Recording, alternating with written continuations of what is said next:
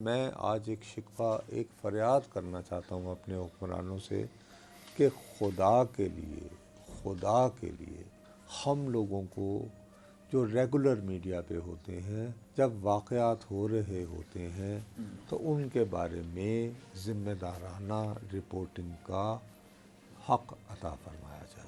अगर हमारे दिलों में ये खौफ डाल दिया जाए कि यार कहीं हंगामे हो रहे हैं और हम उनकी भी तज़किया कारी में मसरूफ़ हो जाएं तो जी हम आग को भड़का रहे हैं। भाई आप यकीन माने, अगर हम कुछ वाक़यात हो रहे हैं और उनको पेशा वराना अंदाज में रिपोर्ट करेंगे तो भाई खुदा के लिए, अल्लाह की कसम से हम आग को नहीं भड़काएंगे। नतीजा ये होता है कि मेरे जैसे लोग जिन्होंने अपने बाल सफ़ेद कर लिए इस काम में, उनको देख के मेरा एक आम आदमी कहता है, ओए ए बिकाऊ माल, ए आज़ाद कश्मीरी चोरिया ने लफ्ज़ तक नहीं बोलिया, एन मैं क्यों सुना।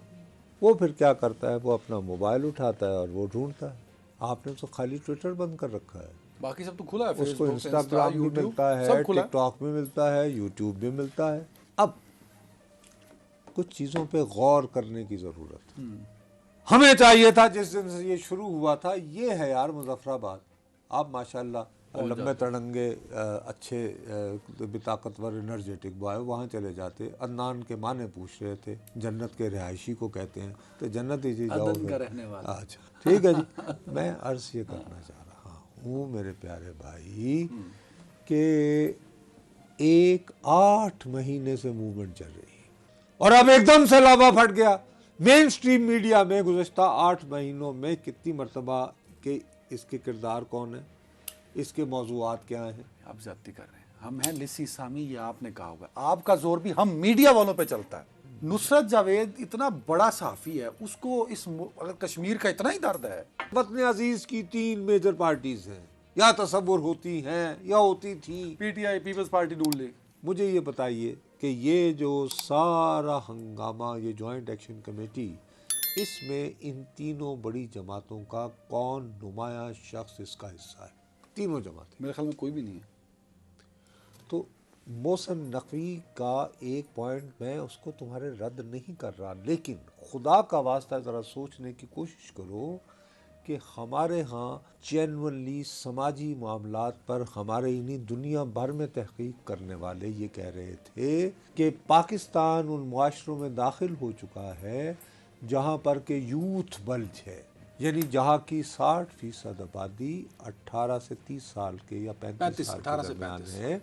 और ये नस्ल जो है, ये माजी के तमाम लोग जिनमें मेरे जैसे फरसुदा सहाफ़ी हों या सियासतदान हो, उन सब पर एतबार को तैयार रही है। अब ये नए लोग आए हैं और इनके लिए ज़रूरी था कि आप इनको इंगेज करते।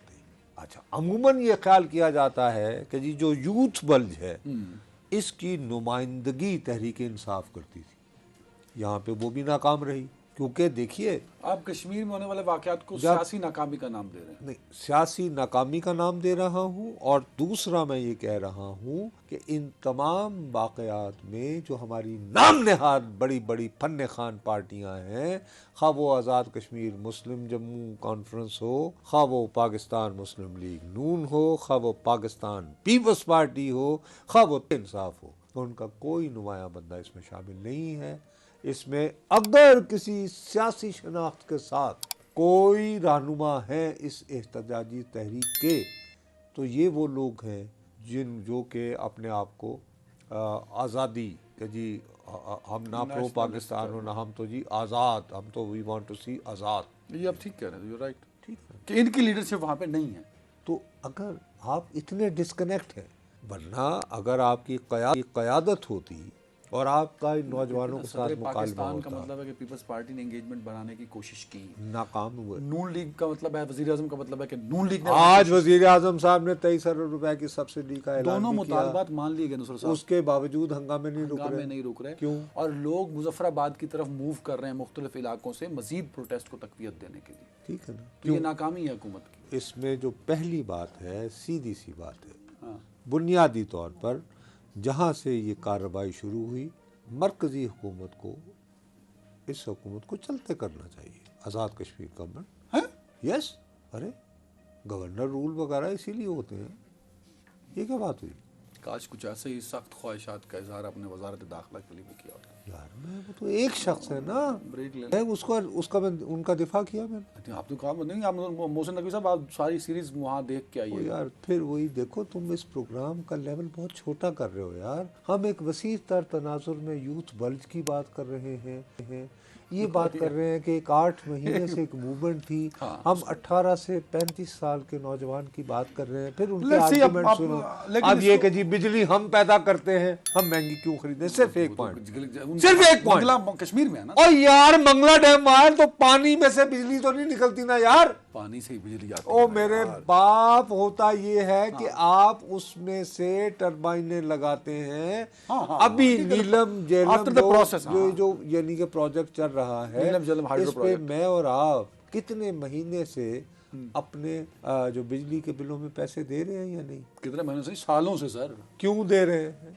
क्योंकि वो एक बड़ा प्रोजेक्ट बना ना। तो अब ये कि मेरे बिजली के बिलों से अगर आप बिजली, ये बिल्कुल ऐसे ही है, सूरज है, सोलर पैनल छत पे लगाओगे 11 से 12 लाख रुपए का तो बिजली लोगे ना। हाँ मतलब ठीक है उनका, ठीक है। मकसद ये कि ये बात लेकिन राइट कि नौजवानों के साथ बैठ के मुकालमा करके कि वो Of ये course, इधर वो बैठे और मैं कश्मीर वो में बैठूं। हाइड्रो प्रोजेक्ट्स हैं, उनका कुछ ज्यादा फायदा आपको होना चाहिए, लेकिन कहीं ना कहीं जो बोझ है वो वो पाकिस्तान के सबको अवाम पे शेयर भी है, करना तो होगा। कश्मीर के अवाम पे भी। ये तो नहीं होगा कि मैं बिजली के आसमानों पे वो करूं और आप कहें कि very ठीक है, good। मेरा पानी है, एक मिनट। मेरा दरिया है। बहरहाल, और लेकिन इसके लिए मुकालमे की जरूरत थी, जो ये करने में नाकाम रही। वो सियासी पार्टी, दोनों हुकूमतें सियासी पार्टी और सियासी जमातें भी। जुमा, हफ्ता, इतवार, इन तीनों दिन सोशल मीडिया पर सबसे ज्यादा जो भद उड़ाई गई वो ये कि हा मोहम्मद बिन कासिम नहीं आ रहे, मोहम्मद बिन सलमान, मोहम्मद बिन सलमान नहीं आ रहे, MBS। वो हमें तो एक ही मोहम्मद बिन कासिम अरब से मुताला है। पाकिस्तान वाला। अब क्या करें, बहरहाल MBS नहीं आ रहे। अब वो MBS क्यों नहीं आ रहे, उसकी बेतहाशा तौजीहात में से सबसे बड़ी तौजीह ये भी पेश की गई कि उनको ये बताया गया, लेकिन यहाँ पे बदकिस्मती ये है कि ये वो स्पिन है, ये वो स्टोरी है, ये वो दलील है जो पूरे पाकिस्तान में हुकूमत मुखालिफ नासर ने अपना ली। मेरी शहबाज शरीफ साहब से इस शो को देखने वाले अच्छी तरह जानते हैं, आप जानते हैं, कोई हमदर्दी नहीं। मैं इस हुकूमत की कारकर्दगी से ज़ीरो समझता हूँ, कतन खुश नहीं। लेकिन बहरहाल एक डेवलपमेंट है, हो रही है कि वज़ीर आज़म जाते हैं सऊदी अरब, जैसे ही वो लौटते हैं तो सऊदी अरब का इंतहाई अहम तरीन वज़रा पर मुश्तमिल वफ़द यहाँ, वज़ीर ख़ारजा की सरबराही में।